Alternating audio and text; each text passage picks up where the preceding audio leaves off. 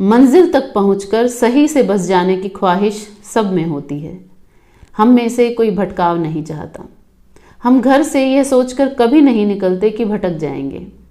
अलबत्ता हम सब भटक जाते हैं, देर सवेर। क्या जाने रास्ते की साजिश है, परिस्थितियों की बिठाई शतरंज, या और कुछ, या फिर मंजिल तक पहुंचने की शर्त ही यह है कि भटकते भटकते सही ठिकाना मिले, कि बिना भटके अगर मंजिल तक पहुंचे भी तो उस पर नहीं जिसे सही मायने में हासिल करना था। यानी यह होकर भी मंजिल से मंजिल नहीं, मुकाम सा मुकाम नहीं। सो मंजिल तक पहुंचने को भटकना तो होता है कि जैसे यूं भटकते गिरते पड़ते ही हम इस लायक बन पाते हैं कि मंजिल को हासिल कर पाएं। ये बहुत ही खूबसूरत सी लाइनें मैंने पढ़ी हैं एक किताब से, जिसके बारे में हम आज बात करने वाले हैं।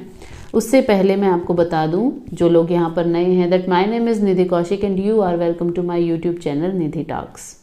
यहाँ पर हम बात करते हैं किताबों की, कहानियों की, और मोस्टली हिंदी किताबों की, हिंदी साहित्य की, नए पुराने लेखकों की, उनके कंपैरिजन्स, और कैसी किताबें आपको पढ़नी चाहिए और कैसी किताबें आपको लिखनी चाहिए, इस बारे में। तो वीडियो में आगे बढ़ते हैं हम आज की अपनी किताब के साथ, जिसका शीर्षक है उदास पानी में डूबा चांद।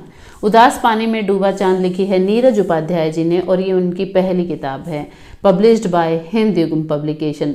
सबसे पहले नीरज जी को बहुत बहुत बधाई, क्योंकि किताब लिखना अपने आप में ही बहुत हिम्मत का काम होता है, और उन्होंने इस हिम्मत पर जीत पाई और अपना, जैसे उन्होंने मंजिल और मुकाम के बारे में लिखा था, अपना मुकाम में पहले मील का पत्थर जो है वो उस तक पहुंच गए हैं। तो मैनी कॉन्ग्रेचुलेशंस।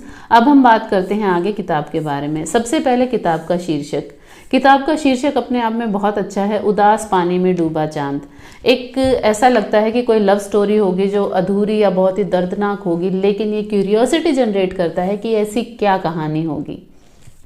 तो मैं आपको बता दूं कि इस किताब में केवल एक कहानी नहीं है, 14 कहानियां हैं।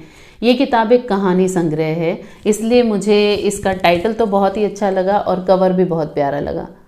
14 की 14 कहानियाँ अपने आप में अलग हैं, लेकिन थोड़ी सी प्रेम पर ही लिखी गई हैं।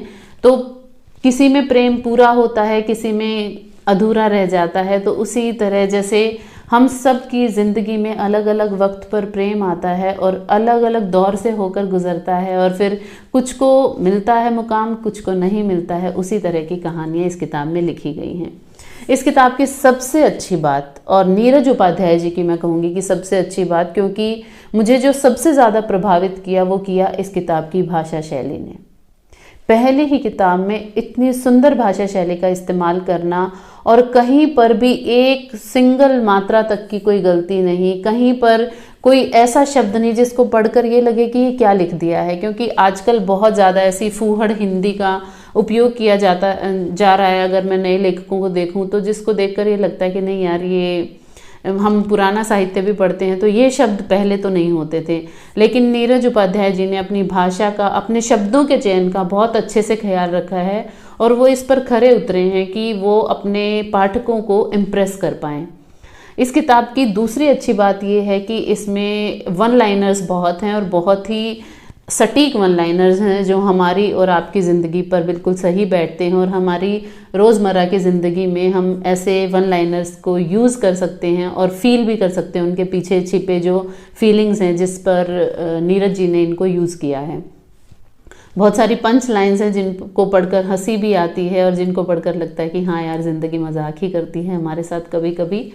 जो थोड़ी सी मुझे शिकायत है नीरज जी से, वो ये है कि कुछ कहानियों में ऐसा हुआ है कि पढ़ते पढ़ते कहानी के एक सिरे पर आकर आपने फिलॉसफी बहुत ज़्यादा लिख दी, और पाठक ही इंतज़ार करता रहता है कब ये फिलॉसफिकल लाइनें ख़त्म हो और कहानी में हम आगे जाने कि क्या होने वाला है। हालांकि ये मेरी पर्सनल ऑब्जर्वेशन है, क्योंकि मुझे शायद बहुत उत्सुकता रहती है कि कहानी में आगे क्या होने वाला है ये जानने की। बट हाँ, फिलॉसफी को अगर कुछ कुछ कहानियों में थोड़ा सा कम किया जाता तो कहानियाँ और भी दिलचस्प हो सकती थी। क्योंकि कई बार क्या होता है कि कहानी अच्छी चल रही होती है, और वो अच्छी बात भी है कि उत्सुकता बनी रहे, बट वो कभी कभी बोरिंग हो जाती है जब हम उसमें बहुत ज़्यादा लाइनें बीच में डाल देते हैं, एक सिरे को दूसरे सिरे से जोड़ने के बीच में। तो thank you so much Neeraj ji ये किताब भेजने के लिए, और मुझे आपकी किताब बहुत बहुत पसंद आई। किताब में केवल 160 पेज हैं, 14 कहानियां हैं। इस किताब को जो कहानियां पढ़ने में इंटरेस्ट रखते हैं वो महज एक दिन में पढ़ के ख़त्म कर सकते हैं, क्योंकि मैंने भी 1 से 1.5 दिन में इस किताब को पढ़ लिया था और मुझे बहुत अच्छी लगी।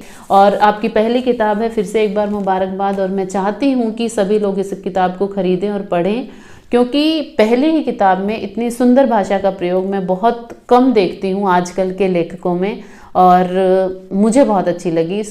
सो जाइए और अभी किताब को खरीदिए। किताब को खरीदने के लिए अमेज़ॉन लिंक मैंने डिस्क्रिप्शन में डाल दिया है, एंड आई एम श्योर कि ये किताब आपको बहुत पसंद आएगी। ये कहानियाँ आपको बहुत ही एक्साइट करेंगी कहीं कहीं पढ़ते हुए। So thank you so much for watching the video and keep subscribing Nidhi talks.